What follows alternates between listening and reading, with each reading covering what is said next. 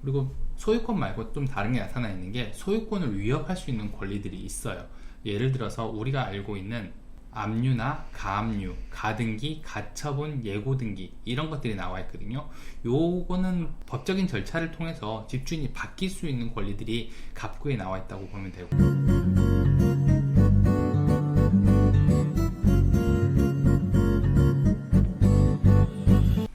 네, 안녕하세요. 거트농입니다. 이번 시간에는 제가 등기부등본 보는 방법 혹은 설명하는 방법, 여기에 대해서 좀 이야기를 해보려고 합니다.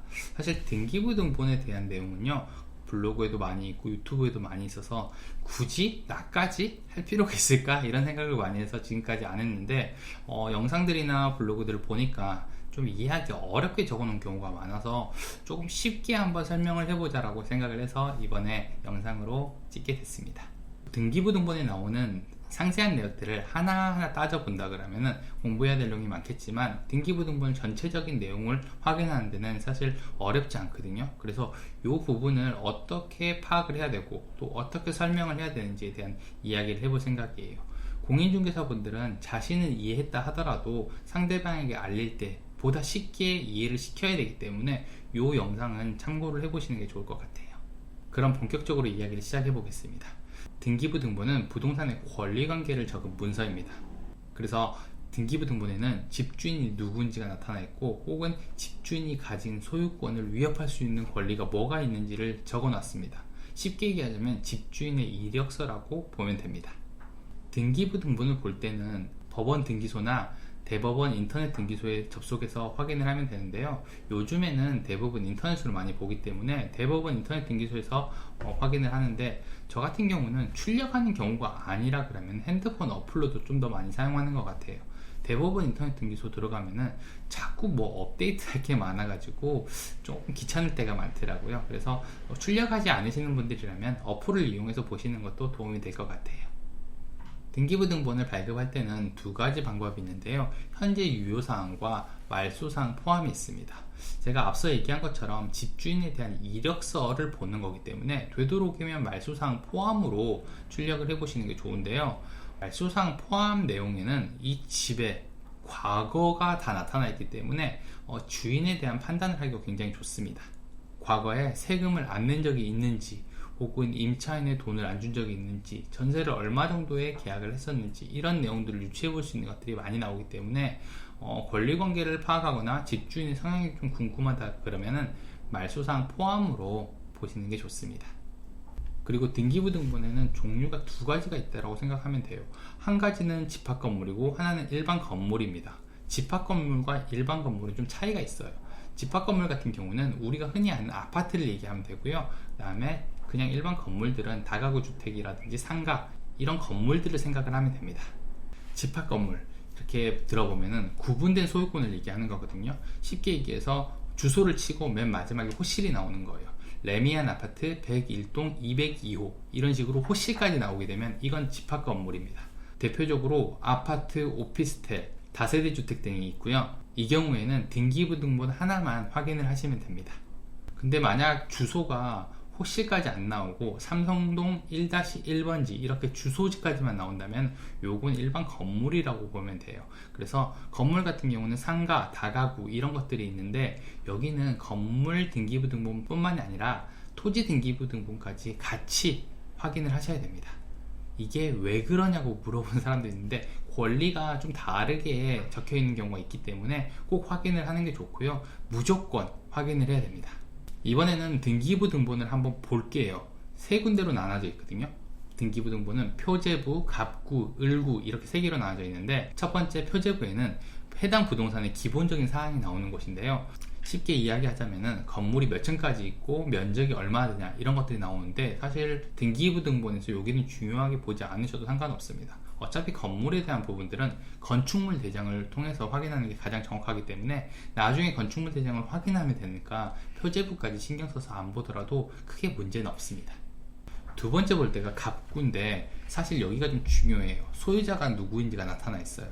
이 사람이 언제 집을 샀고 그 다음에 얼마에 샀는지까지 다 나타나 있는 게 갑구입니다. 그리고 소유권 말고 좀 다른 게 나타나 있는 게 소유권을 위협할 수 있는 권리들이 있어요. 예를 들어서 우리가 알고 있는 압류나 가압류, 가등기, 가처분, 예고등기 이런 것들이 나와 있거든요. 요거는 법적인 절차를 통해서 집주인이 바뀔 수 있는 권리들이 갑구에 나와 있다고 보면 되고요. 만약에 임대차 계약을 하려고 하는 경우에 이런 것들이 갑구에 보인다 라고 하면은 계약을 안 하시는 게 좋습니다. 또 요즘에 갑구에서 좀 많이 보이고 있는 게 신탁이라는 건데요. 신탁은 쉽게 얘기해서 내 소유권을 신탁사에게 잠시 맡기고 은행에서 돈을 빌리는 걸 얘기합니다. 왜 이렇게 하냐면은 일반적으로 대출을 하게 되면은 공제되는 부분이 있기 때문에 대출되는 금액이 좀 내려가요. 근데 신탁에다가 하게 되면은 좀 더 많은 금액을 빌릴 수 있기 때문에 이렇게 진행을 하는 건데요. 이 신탁을 할 때는 집주인과 신탁회사 사이에 계약서라는 걸 하나 써요. 그래서 이거 이름이 신탁원부예요. 요 내용에는 아주 많은 것들이 들어있어요. 이 집을 살려고 하면 어떻게 해야 된다? 임대차를 하고 싶으면 어떻게 진행을 해야 된다? 이런 내용이 나와 있기 때문에 내가 이 집에 계약을 하고 싶다라고 생각을 하면은 신탁원부를 가장 먼저 확인을 해야 됩니다. 영상 시작한 지 몇 분 안 됐는데 벌써 표제부, 갑구 모두 설명을 했습니다. 이번에는 마지막으로 볼 게 을구예요. 을구는 소유권 이외의 사항에 대해서 모두 적는 곳이라고 생각을 하면 되는데요. 을구에 나오는 내용들은 정말 많기 때문에 제가 다 설명을 드리긴 어려워요. 쉽게 몇 가지만 들자면은 저당권이나 근저당권 이렇게 돈을 빌렸을 때 여기다 적어 놓고요. 임차권이라든지 전세권처럼 임차를 했을 때도 여기에 기재를 합니다. 그 중에서 가장 많이 보는 거 그리고 가장 걱정하는 게 근저당권이니까 요거를 한번 설명을 해드려 볼게요. 근저당권은 집을 담보로 돈을 빌리게 되면 설정을 하게 되는 건데요. 은행이나 개인 누구나 설정을 할 수가 있습니다. 이때는 을구에다가 빌려준 금액, 빌려준 사람, 그리고 빌려준 시기까지 적어 놓습니다. 이렇게 내용을 정확하게 적어 놓기 때문에 이 사람이 언제 돈을 빌렸구나, 무슨 용도로 빌렸구나 이런 것들을 생각해 볼 수가 있어요. 제가 예를 들어서 한번 생각을 해볼게요. 이 집을 한 20년 전에 지은 사람이 있어요. 그때 당시에 지으려고 돈을 빌렸다면은 보존등기 날짜랑 근저당권 날짜가 비슷할 거예요. 그래서 이 사람들이 이때 돈을 빌려가지고 건물을 지었구나 라고 생각을 하게 됩니다. 그러면 20년 이상이 흘렀기 때문에 대부분 원금은 다 갚았을 거라고 생각을 해요. 그런데도 근저당권이 그대로 있다 라고 하면은 감액등기를 안 했을 거예요. 왜 안 할까? 이런 생각을 하게 되는 거죠. 대부분은 나중에 혹시 무슨 일이 생길까봐 근저당권을 놔두고 마이너스 통장처럼 쓰려고 하는 거예요. 만약에 세입자가 갑자기 나간다든지 아니면 내가 집을 고칠 부분이 생긴다든지 할 때 돈을 빌려서 다시 쓸 수 있기 때문에 근저당권 금액을 줄이지 않는 경우가 많이 있어요. 이런 경우에는 위험하지 않은 근저당권으로 볼 수 있는 거죠. 그런데 똑같은 금액을 설정한 집이 있다라고 해볼게요. 근데 이 집은 시간이 갈수록 근저당을 계속 더 늘려갔다 혹은 1금융권에서 2금융권으로 3금융권으로 자꾸 밀려난다라고 하면은 이 사람의 신용도가 조금 떨어졌거나 아니면은 돈이 많이 필요했겠구나 라는 것들을 생각해 볼 수 있습니다. 그래서 같은 근저당권이라고 하더라도 똑같이 판단을 하지 않아요.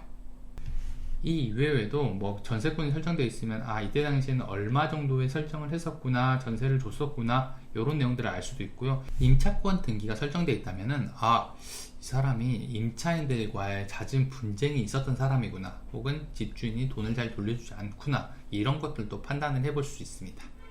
이렇게 등기부등본에는 많은 내용이 있기 때문에 등기부등본을 확인해서 집주인이 어떤 사람인지 알 수 있는 거거든요. 간혹 70%, 80% 되면 안전하다 이런 얘기를 하는 경우가 있는데 사실 근저당권이 낮고 선순위 보증금이 낮은 경우에는 안전하다고 할 수 있어요. 근데 집을 실제로 구하러 다니다 보면은 이 조건에 맞는 집들을 구하기가 굉장히 어렵기 때문에 등기부등본은 따로따로 빼가지고 확인을 개별적으로 해야 됩니다. 그래서 등기부등본을 볼 줄 알면은 어떤 집이 좀 더 안전하겠구나를 판단할 수 있는 사람이 될 수 있습니다. 오늘은 제가 등기부등본에 대한 설명을 해드렸어요. 일부러 자료 화면 없이 진행을 했고 사람들이 봤을 때 이게 등기부등본이구나 이런 생각을 했으면 좋겠다라고 생각을 좀 해봅니다.